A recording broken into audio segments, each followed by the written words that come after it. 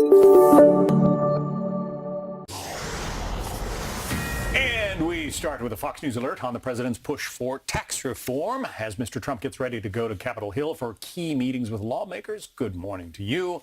I'm John Scott. And I'm Julie Banderas. A whole lot of action in Washington as usual, with the president on the move today, now gearing up for a trip to Capitol Hill to rally Senate Republicans on taxes and get them behind the party's bill.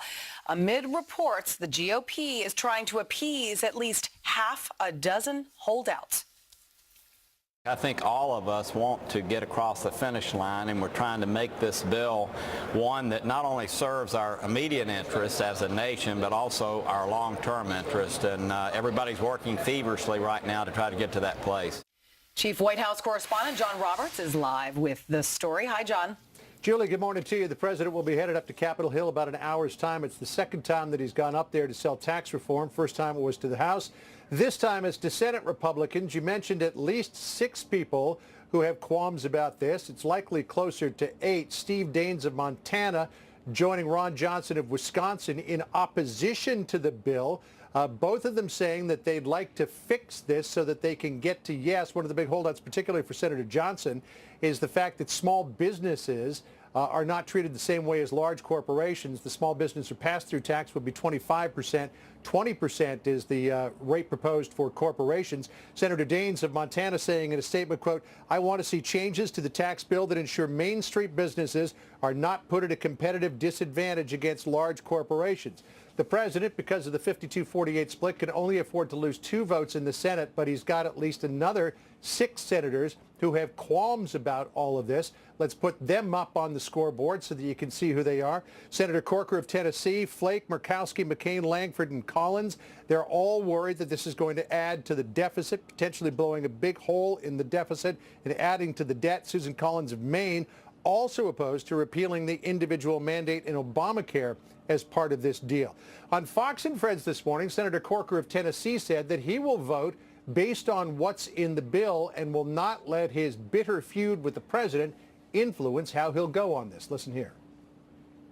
I don't think people have any idea the tremendous interaction that has continued throughout all of this with most every principal at the White House and in the departments. Look, I would never vote against something because of some disagreement I have with an individual, nor would I vote for something solely because I like someone. All right, so what will this do to the deficit? According to the Congressional Budget Office, it will add $1.4 trillion to the debt over 10 years. The congressionally mandated cap in the Senate is $1.5 trillion, so there's not a lot of wiggle room there to put anything else in the bill that's going to cost any money. With the president going up to the Hill today, that's advance of a vote in the committee today that could see this thing pass to get through to the full Senate. Sources here at the White House say they could have a vote sometime by the end of the week, maybe on into Saturday, though they're not sure about that.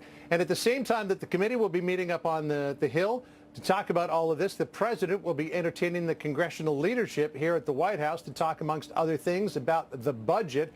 And the president making some news a short time ago, Julie, in a tweet saying, quote, "Meeting with Chuck and Nancy today," that's part of the congressional leadership, obviously, about keeping government open and working. Problem is they want illegal immigrants flooding into our country unchecked, are weak on crime, and want to substantially raise taxes. I don't see a deal. And those last few words there are the key here, because the president is suggesting that there could be a government shutdown looming because of the fact that Chuck Schumer and Nancy Pelosi are insistent about opposing the president on certain immigration items that he wants, more border security, building of a wall, more authorization to law enforcement to go after people who are in this country illegally. So we'll see where this goes, but that is a very big shot across the bow and a very alarming tweet that he sent out this morning. Julie? Yeah, certainly something Democrats do not want to be responsible for in the midst of all of this, trying to get something done on Washington, on Capitol Hills, to be responsible for a government shutdown. Exactly, but the Democrats do hold an awful lot of cards in all of this as well. So, I mean, it's going to be quite a battle between the White House and the Democrats. We'll be watching it. John Roberts, Thanks, Julie. Thank you as always. John? That loud noise you hear is the clock ticking on Capitol Hill as Senate Republicans hope to vote on their tax bill this week. They have a razor-thin majority, and so far 2 senators, Ron Johnson of Wisconsin and Steve Daines of Montana, say they are voting no. with several others still prominently on the fence. Joining us now, James Hohmann, national political correspondent for the Washington Post. He's also the author of The Daily 202. So Ron Johnson and Steve Daines have the same concern, do they not? This so-called pass-through transfers. Yeah, and there are negotiations ongoing, John, to fix that issue, to allow these pass-through companies to be treated the same as large corporations. The issue is that these two guys want to do something that would make the bill more expensive, and at the same time, as we just heard in the last segment, there are 4 or 5 Republican senators that are concerned that the bill is too expensive as it stands now, that are concerned about the deficit. So doing what Senators Johnson and Daines want would cost more money, and then you have 4 guys who are worried it costs too much now. So that's the tension, is every time you make a compromise to add something into the bill to get 1 or 2 more votes, you risk driving away someone like a Bob Corker or a Jeff Flake or a Jerry Moran from Kansas. Well, and what's with Jeff Flake? I mean, he and his fellow Arizona Senator John McCain normally would be a shoo-in for as yes votes for any kind of Republican tax reform proposal. Absolutely, and both of them are sort of on the fence. McCain hasn't been specific about his concerns. He said yesterday that he has a lot of concerns. Jeff Flake is one of the guys who's been the most outspoken in worrying about the deficit. Right now, the deal that everyone reached a couple months ago was that the debt won't increase by more than $1.5 trillion over the next 10 years under any plan. And Flake is worried that after 10 years, there's a bunch of stuff in there that would essentially mean they're playing with the numbers, and the debt increase would be much more than $1.5 trillion. So he wants assurances that that's not going to happen. That's also Bob Corker's biggest concern.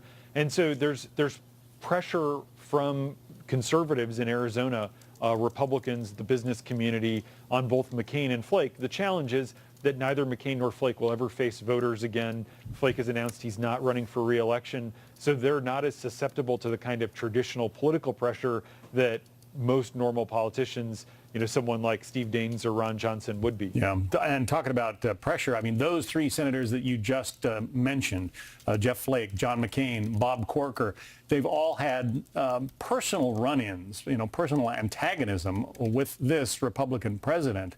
We heard Corker say that, he wouldn't let that get in the way of his thinking on a vote. But I don't know, how sure can we be that their positions aren't colored by the sort of poisonous relations they have with the White House? Well, Flake yesterday made a very similar comment. He said, I'm just trying to vote for what the best conservative policy is. But that's the thing, is in these situations, these huge bills, we're talking about the biggest overhaul of our tax code in more than 30 years. There's going to be things in there people don't like. You have to kind of accept some bad things to get some good things if you're a Republican. And that's why it's problematic that the president has such bad blood with so many members of Congress, because it makes it hard to twist arms, and it makes it hard to kind of do a gut check level pitch like, hey, I really need your vote here. Could you help me out? And that, frankly, happens a lot on Capitol Hill, no matter who's in charge. The president, when he's popular, when he has goodwill, can go to people who may be a little bit uneasy with these big omnibus pieces of legislation and say, please help me out. And Trump doesn't have that goodwill right now with several of the members who are on the fence about this tax bill. That makes it harder to get it across the finish line. I think they're still going to get it across the finish line. There's this real sense of urgency on Capitol Hill that they've got to get something through. They have to put some points on the board before the end of the year. But it's a harder sell than it would have been if the president hadn't tweeted so many nasty things about so many Republicans. And for those, if they do get this thing passed, for those who say they are worried about blowing a hole in the budget, like Senator Corker of Tennessee, what's the stopgap? I mean, if they see that it blows a hole in the budget, they can't undo it, can they?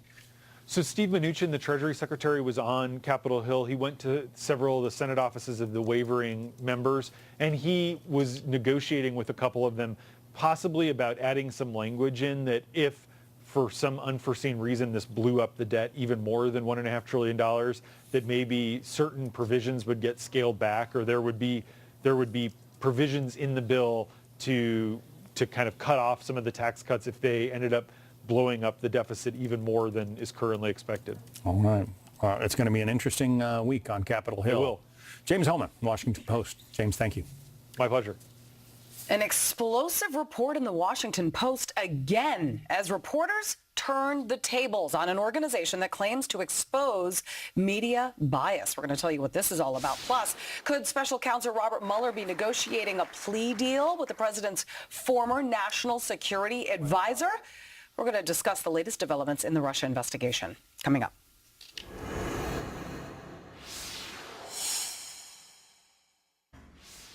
You're very, very special people. You were here long before any of us were here. Although we have a representative in Congress who they say was here a long time ago. They call her Pocahontas. But you know what? I like you because you are special. Right now, a growing backlash against the president after he once again resurrected his Pocahontas nickname for Senator Elizabeth Warren at that event there. It was to honor Navajo veterans. Warren came under fire in 2012 after it was revealed during her academic career she identified as a minority, citing Native American roots. Listen. I think what most people find offensive is Senator Warren lying about her heritage to advance her career. Joining me now, Brian McGuire, former Chief of Staff to Senator Mitch McConnell and Policy Director at Brownstein, Hyatt Farber Schreck, and Jim Kessler, former Legislative and Policy Director to Senator Schumer and Senior Vice President for Policy at Third Way. All right, let me just ask you about, both of you, about this especially awkward moment. Since the event was supposed to pay tribute to Native Americans recruited by the U.S. military, but instead it kind of turned into a politicized name-calling with Senator Warren, who had nothing to do with the event. Jim, I'll take your thoughts first. Well, of course, it was insulting to Native Americans. It was insulting to Senator Warren as well. I think for Donald Trump, I think it was stupid. There's a reason that his tax bill right now is in its death throes. A little bit less golf, a little bit less Pocahontas, a little bit less sparring with LeVar Ball on Twitter, and a little bit more working Congress. You know, there are costs to being undisciplined and erratic. The president's remarks, Brian, were made while standing in front of a portrait of President Andrew Jackson, who signed the Indian Removal Act of 1830. It resulted in the mass displacement and deaths of Native Americans. The president of the Navajo Nation called the president's mention of Pocahontas derogatory and disrespectful to Indian nations. Brian, was this the right time for this? Well, I'm not going to tell any group what is and is not offensive to them.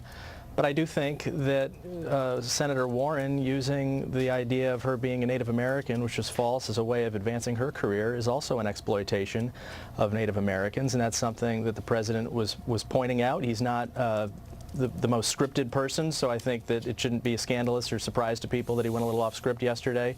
I think, you know, if he had the opportunity, he might say it in a different way at a different time. But look, he was trying to honor these men, and he did that in a ceremony that I think was a way of honoring them, and he followed through on that, and I think it was an appropriate thing to do, and good that he did it. Jim, we know the president often likes to veer off script and take jabs at his political frenemies, I'll call them, and we know that, you know, this Pocahontas nickname really comes down to a former academic, post where, as a former Harvard Law School professor, she actually did identify herself as a minority, citing Native American roots during her academic career. So is it fair, to play game here? And is this fair game considering, she did bring it on to herself, some would say? Right, okay, so it turns out Elizabeth Warren is not completely 100%, politically pure as the driven snow with is anybody in Washington? some of her resume. Join the club. All right. But, look, this is, if somebody referred to me as Jewish and called me Jaime, that would be an insult to Jewish people, not just to me. I think the president should be more careful. All right, I want to move on to the Russia investigation and reports that Michael Flynn's lawyers basically just met with members of special counsel Robert Mueller's team, raising speculation that the president's former national security advisor may be seeking a plea deal. Brian, you believe we shouldn't be reading too much into this?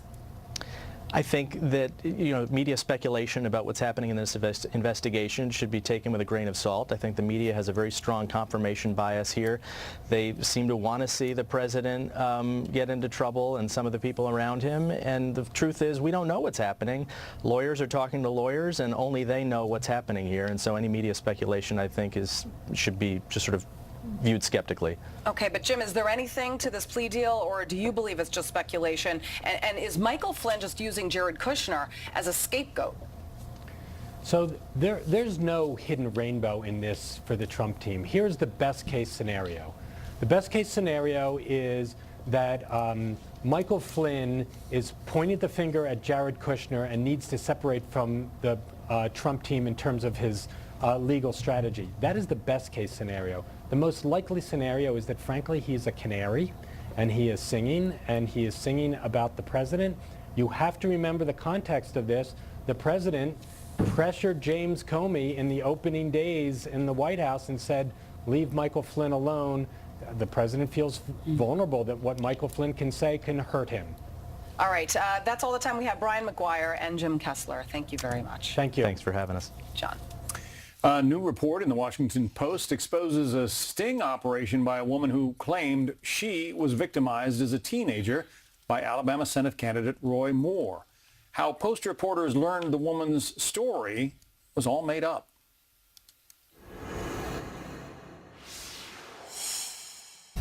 Breaking now in the Roy Moore controversy, with the Washington Post busting an organization run by a conservative activist after it sent a woman to pose as a victim of the Alabama Senate candidate in order to entrap the paper into falsely reporting her claims. The woman trying to bait reporters into giving their opinions as she secretly recorded them. But the Post never actually reported and ran with her story, and in fact checked her out instead. Fact-checking, as they like to claim they always do before running any story, eventually learning the woman's links to Project Veritas, a group that has a history of using deceptive tactics to discredit mainstream news outlets and expose what it claims to be media bias. Joining us now, Howard Kurtz, Fox News media analyst and anchor of Media Buzz.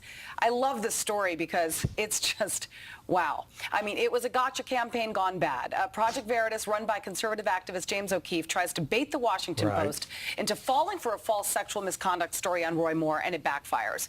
I guess kudos to the Washington Post for doing fact-checking. Well, it reads like a detective story, and it's one battle in the war on the media that has spectacularly backfired. So the woman's name is Jamie Phillips. She approaches the Washington Post, which was the first to report on the accusations of 4 women who say, and then when they were teenagers, that Roy Moore had pursued them sexually. He, of course, vehemently denies those allegations. And Jamie Phillips tells the Post reporter this inflammatory story that she had a sexual relationship with Roy Moore when she was 15, which would be statutory rape, that he drove her to have an abortion. The Post reporters checked it out, interviewed her several times, found discrepancies in her story, suspected she was working for James O'Keefe, who does these undercover stings, and found a GoFundMe page in which Jamie Phillips appears to describe her new job. And so here's some videotape made by the Washington Post of Post reporter Stephanie McCrum after informing Jamie Phillips that she is being videotaped, confronting her with the information from that GoFundMe posting.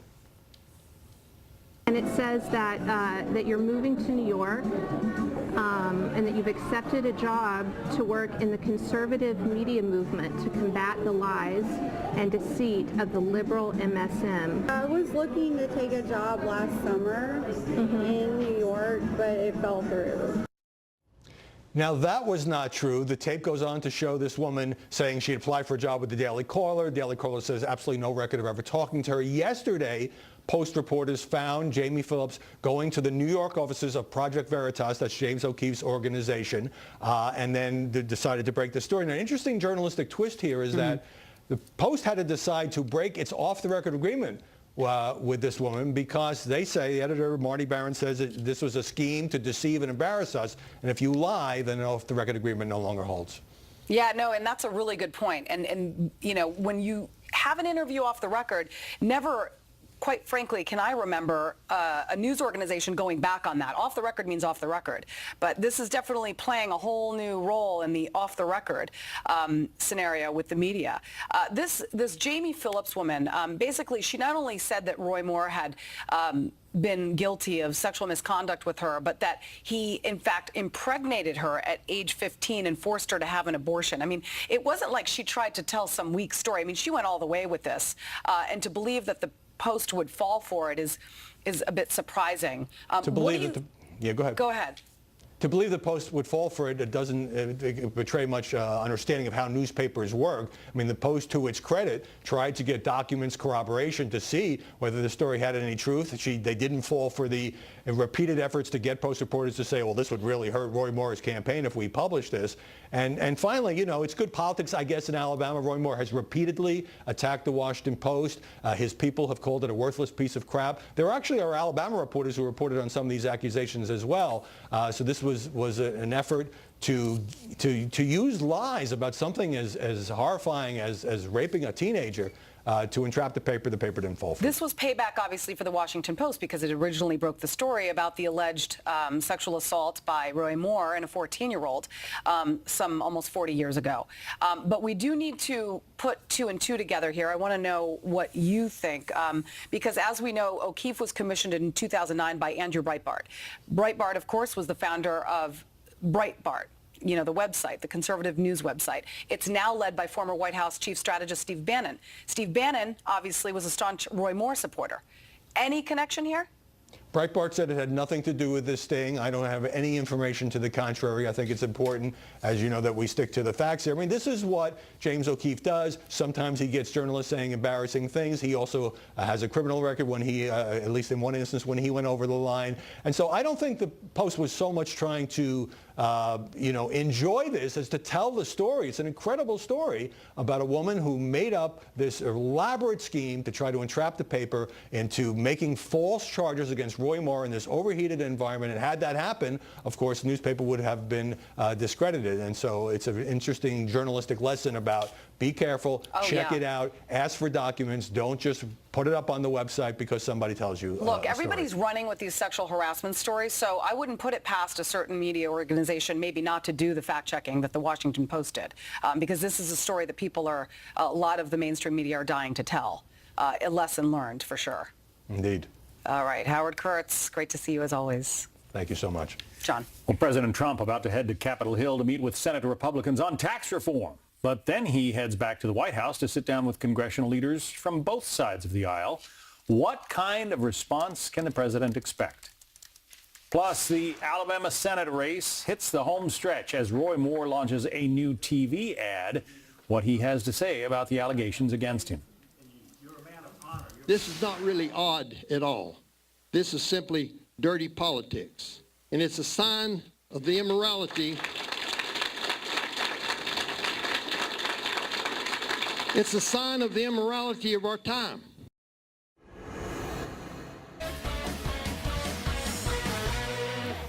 President Trump pushing hard for tax reform right now, heading to Capitol Hill, where he will meet with Senate Republicans, trying to get enough support to pass the bill. Right now, there are several holdouts, but critics say all Republicans need to get on board and give American taxpayers a break. I think it's a game they're playing in order to try to provide for themselves an excuse as to why they're not really just to say, let's cut taxes, let's reform this thing. People want it done. They want it done now. For more on this, I'm joined by Mark Lauder, former press secretary to Vice President Pence. Also Linda Tran, former communications director for Governor Tim Kaine, a Democratic strategist and founding partner of 270 Strategies. Thanks, both of you, for being here. Mark, to you first. You are the communications director. If you were up there on Capitol Hill or at the White House trying to sell this thing, how would you sell it to the American voters? It's very simple. You remind the American voters that the average family of four making around $60,000 a year in America is going to receive anywhere between a $1,200 and $1,500 tax cut starting next year when this goes into effect. And you also remind them that when we reform the business taxes and cut business taxes, you're going to create millions of new jobs, you're going to have new investment, and it's going to propel an economic growth in America. If that is the case, Lindo, then why are more Republicans not jumping on board? Well, we've seen a lot of analysis out there that actually suggests that this is going to hurt working people, working families in particular, a great deal and in the near future. In fact, this week, the Congressional Budget Office put out a report that you've seen reported quite widely that shows that this would increase the deficit overall by $1.4 trillion over the next 10 years and hurt working people the most, people making under $30,000 a year by 2019 alone. So the deal that we're talking about here has been described by several nonpartisan organizations as a bad deal for working people, and that's a real challenge. Is that bad math, Mark, or is there a possibility here that this thing is not going to have the effects that are envisioned? No, this is absolutely bad math. It's another example of the CBO not understanding how Obamacare works. They've been wrong before. They're wrong again here. I mean, this is a case of cutting taxes. A lot of these analysis are using the fact that because of arcane Senate budget rules that some of the tax cuts have to be temporary. But as we've seen before, Congress will extend those tax cuts long term. It provides meaningful tax cuts to low-income Americans, middle-income Americans. And let's just call it what it is on the face of this. You know, the Obamacare tax that this bill would repeal in the Senate, 80% of the tax penalty goes to people who are making under $50,000 a year. The only thing this bill does is say that if you want to make the decision not to have health care, you can do it without being taxed. If you want health care, you can still get it through the Obamacare exchanges. You can still get your tax credits. You can still get the subsidies. But somehow the CBO doesn't understand how to score that. Linda, why are no Democratic senators, at least publicly, talking about getting on board with this thing?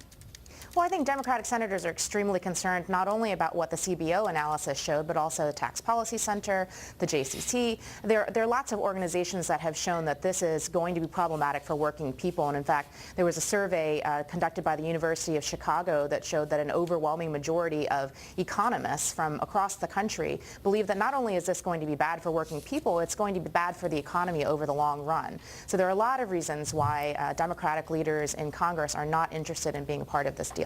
The voting is pretty tight on the Republican side. Mark, are they going to get it across the finish line? Absolutely. I have no doubt that they're going to get it across the finish line. There will be a bill on the president's desk by Christmas. It will be a great Christmas present to the American people. And again, it means for the average family of four about $1,200 to $1,500 tax cut starting next year, and it will propel growth, increase revenues. We've seen it done under President Reagan and many other presidents. We're going to see it again under President Trump. All right, but very quickly, Linda, you think if it's passed, if your math holds, you think that voters are going to punish Republicans at the polls next year? Well, voters have been very clear. They're not interested in a tax cut for corporations. They're not interested in seeing the super wealthy in this country get wealthier at their own expense. And they're very concerned about what this tax plan will do to their own individual finances. So this is a potential serious liability for Republicans heading into an election year. Linda Tran, Mark Lauder, thank you both. Thank you. Thank you. A Fox News alert, and Fox News has confirmed top Democrats in Congress are pulling out of a White House meeting after President Trump's Twitter attack this morning. Trump tweeted that meeting with Chuck and Nancy today about keeping government open and working. The problem is they want illegal immigrants flooding into our country unchecked, are weak on crime, and want to substantially raise taxes. I don't see a deal. And so as a result, Chuck Schumer, Nancy Pelosi, that meeting that was supposed to happen regarding the budget, is saying that basically, he is not willing to work with Democrats on the budget, so they're not willing to work with him. And of course, that tweet this morning kind of put them over the top. So we will continue to monitor this and see if they get back into that meeting or if they're done for today. But we'll keep an eye on this for you and bring it to you as soon as we get it. And this also just in with the Alabama special election now just 2 weeks away. Roy Moore, the embattled Republican candidate, releasing a new TV ad and holding his very first campaign rally in more than a week. Listen. These allegations are completely false. They're malicious. Specifically, I do not know any of these women, nor have I ever engaged in sexual misconduct with any woman.